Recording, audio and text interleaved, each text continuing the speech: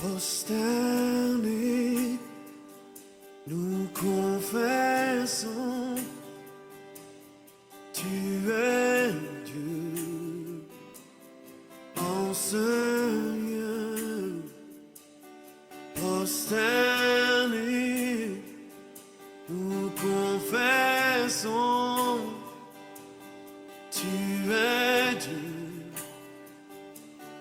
en ce lieu. Prosternés, nous confessons,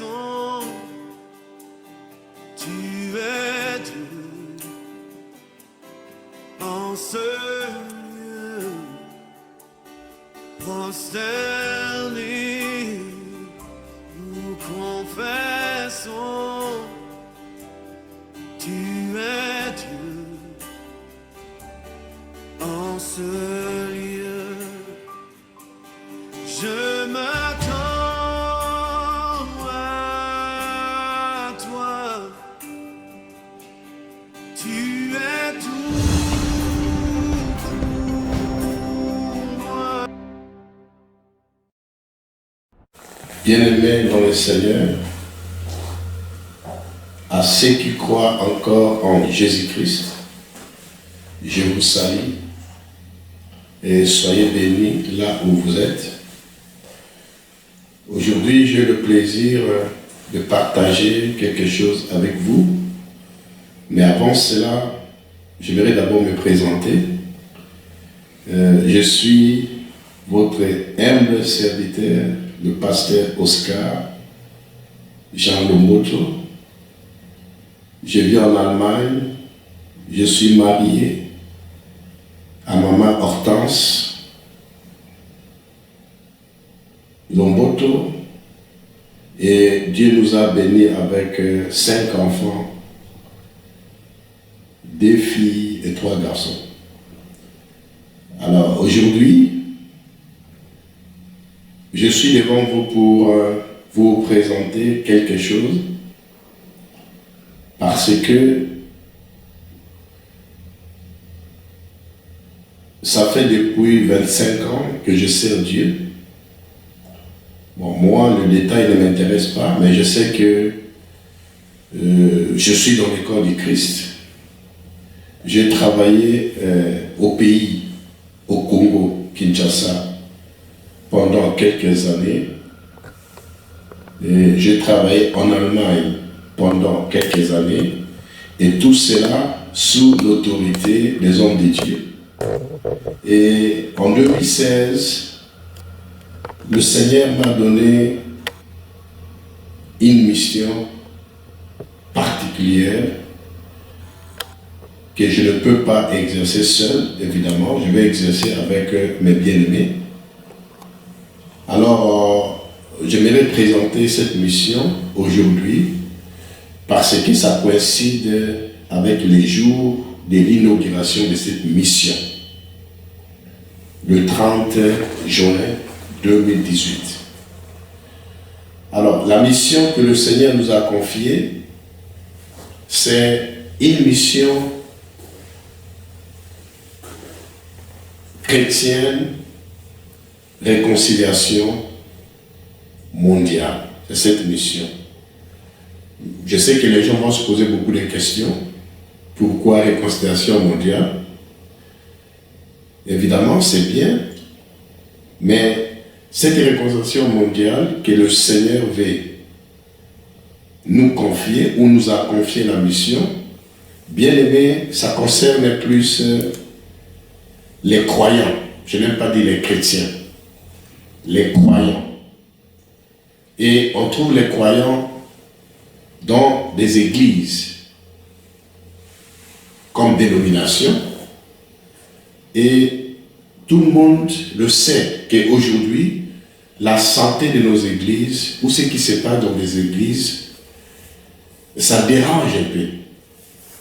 Et les gens se posent beaucoup de questions. Est-ce que Dieu existe? Est-ce que Dieu est encore puissant?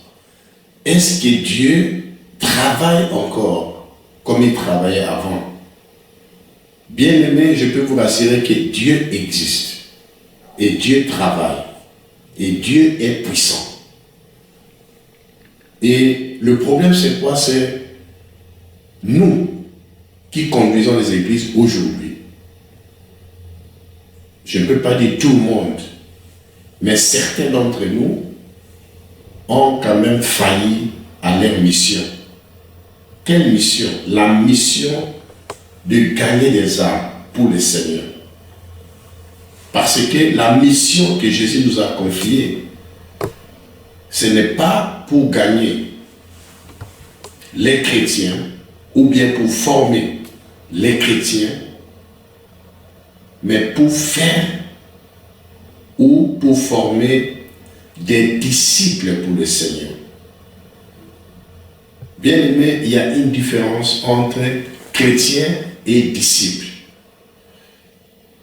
Parce que dans la vision de Dieu, dans la vision de Jésus, en Matthieu 28, il a dit, allez dans toutes les nations, faites-les les disciples, enseignez-les et baptisez-les au nom du Père, du Fils et du Saint-Esprit. Donc vous comprenez que devenir disciple, ce n'est pas devenir chrétien. Puisque dans sa vision, Jésus voulait gagner toutes les nations après avoir accompli sa mission pour le peuple d'Israël. Jésus avait élargi sa mission à tout le monde, toutes les nations. Et c'est ce qu'il avait dit, que allez dans toutes les nations. Faites-les les disciples. Un disciple suit son maître. Mais ce que nous voyons aujourd'hui, nous n'avons pas formé des disciples, mais nous avons formé des chrétiens. Or, un chrétien pour moi, c'est une dénomination qui nous différencie, par exemple avec les musulmans, par exemple avec les je ne sais pas moi, les autres églises, les branhamistes, les hindouismes, les bouddhismes, et tout ça, ça nous différencie avec ces religions. Mais Jésus ne voulait pas former des religieux, mais Jésus voulait qu'on forme les disciples à travers tout le monde entier, toutes les nations. Et bien aimé, le chèque qu'on voit aujourd'hui dans les églises, cet échec est dû parce que nous, serviteurs de Dieu, et nos aînés dans la foi, serviteurs, pour ne pas dire tout le monde, nous n'avons pas accompli notre mission de faire de Jésus des disciples. Parce que là où il y a des disciples, il y a le même esprit, il y a la même foi, il y a les mêmes pensées, et il n'y aura pas de désordre, il n'y aura pas de discorde. Et s'il y a des discordes, c'est parce qu'il n'y a pas de disciples. On ne fait pas comme lui. Et aujourd'hui, nous sommes à l'époque d'évaluation. Mais ce n'est pas la première fois qu'on puisse faire l'évaluation, ou bien que Jésus puisse faire l'évaluation.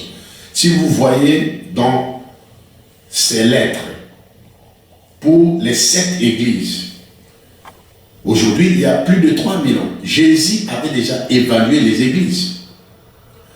Et Jésus n'était pas content des églises. Jésus n'était pas content de ce qui s'est passé dans des églises. C'est pour cela que Jésus a fait l'évaluation et il a demandé aux gens carrément de se repentir. Alors, notre mission c'est quoi? C'est de sensibiliser les chrétiens, soi-disant, de sensibiliser les églises, pour que les chrétiens, aujourd'hui, deviennent effectivement les disciples. Quitter le christianisme ou d'être chrétien, de passer à devenir disciple. Et j'aimerais un peu dire quelque chose dans la Bible pour essayer d'illustrer ce que je suis en train de parler. Si nous allons en Apocalypse, Apocalypse,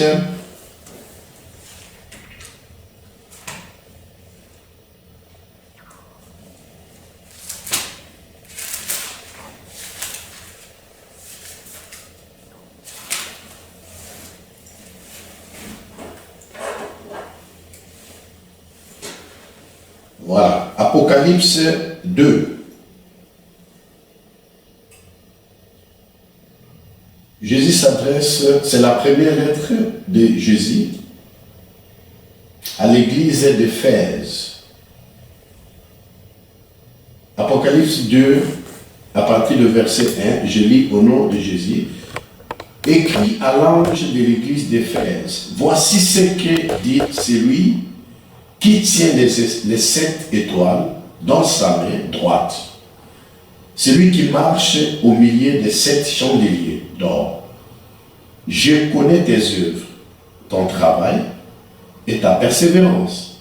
Je sais que tu ne peux supporter les méchants, que tu as éprouvé ceux qui se disent apôtres et qui ne le sont pas, et que tu les as trouvés menteurs, que tu as de la persévérance, que tu as souffert à cause de mon nom, et que tu n'étais point lassé.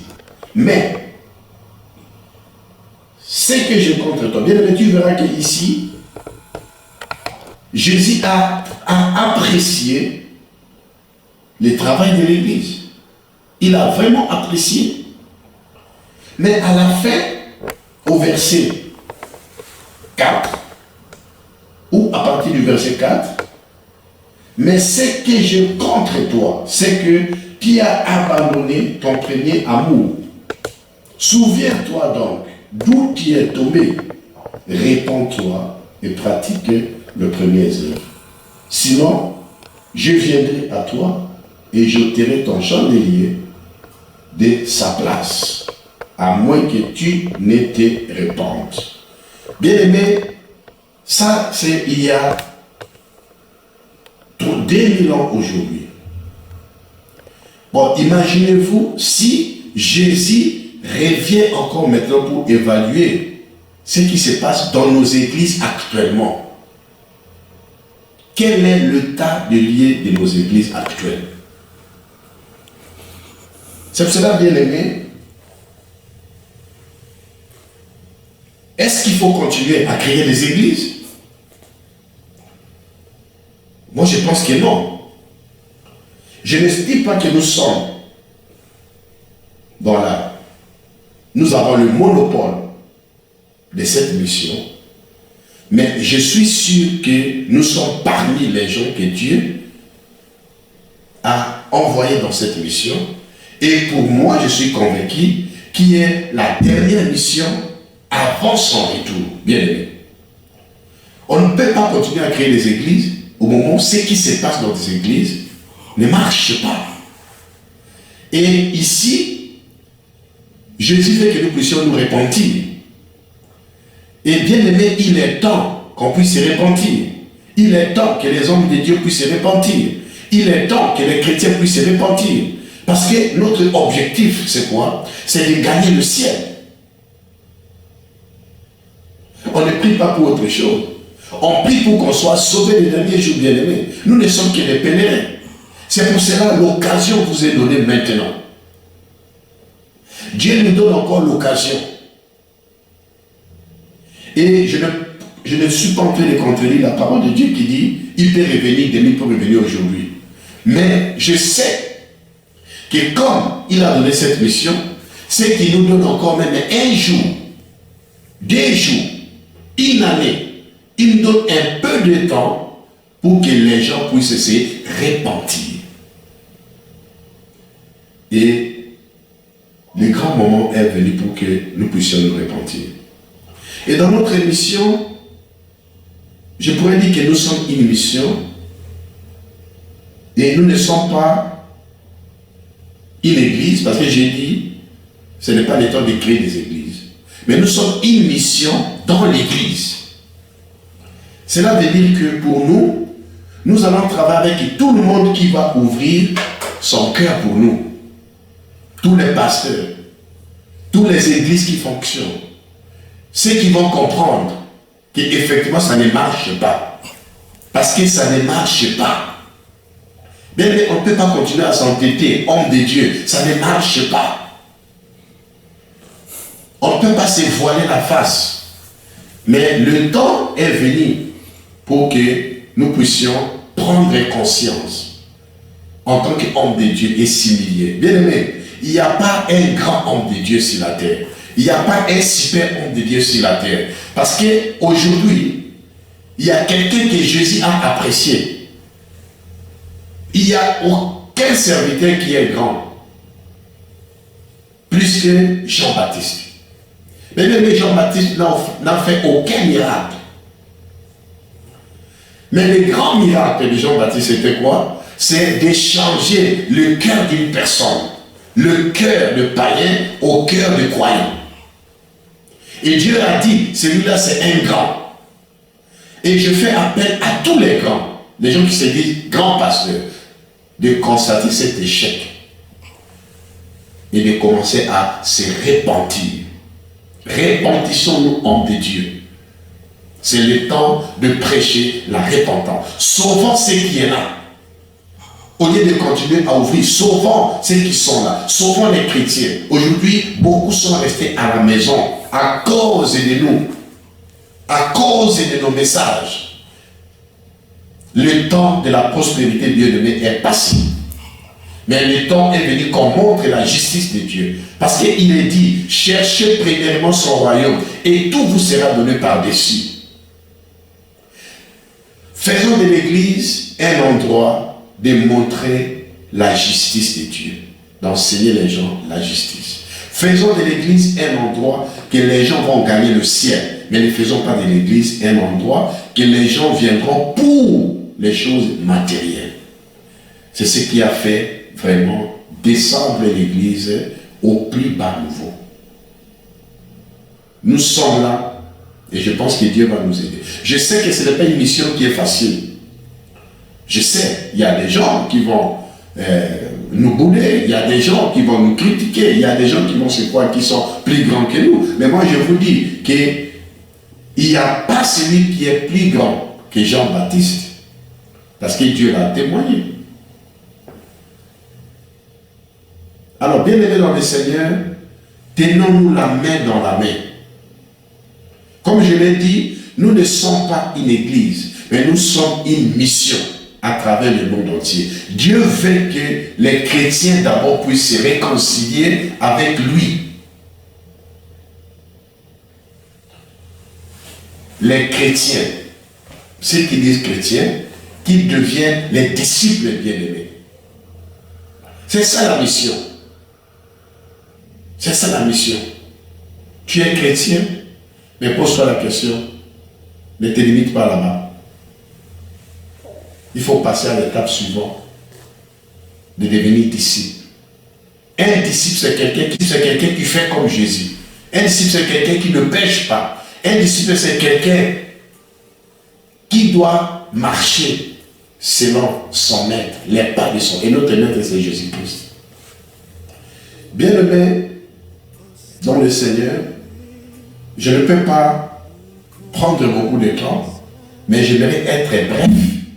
Et c'est ce que je fais, j'ai essayé de faire pour qu'on puisse saisir le bien fondé de cette mission.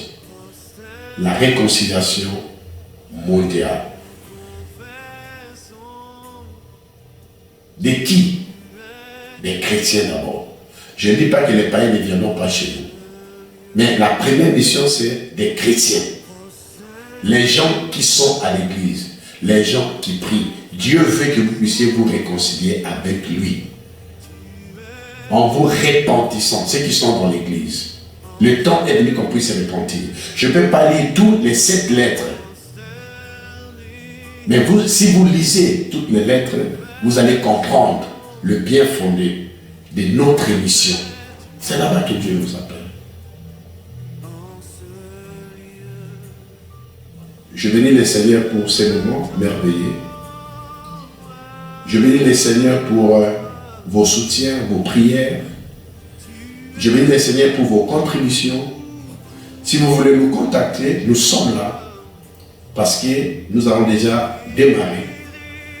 Parce que aujourd'hui, c'était le jour de l'inauguration, de présentation de cette mission. Et avec ça, je vous annonce que nous avons déjà une mission aussi au niveau de la Belgique, la même mission, qui va s'ouvrir bientôt. Et je pense que le Seigneur va nous aider. Et avec ça, pour la Belgique, vous allez découvrir votre serviteur, le pasteur José Ekofo, qui sera à votre service pour essayer de envoyer le message de Dieu et la mission actuelle de Dieu, la mission présente de Dieu. Que le Seigneur vous bénisse, que le Seigneur bénisse vos familles, que le Seigneur bénisse le monde entier, que le Seigneur bénisse toutes les nations et ne soyez pas incrédules en écoutant ces messages, mais répandez-vous là où vous êtes. Et Jésus, il est vivant. Il n'a jamais fléchi. Car la Bible déclare qu'il est puissant, il est éternel et il n'est pas seul jamais. Il vous tend la main parce qu'aujourd'hui, il est compatissant. Car il dit que le même Jésus, demain, il sera aussi ton juge. Que Dieu vous bénisse et que Dieu bénisse le monde entier.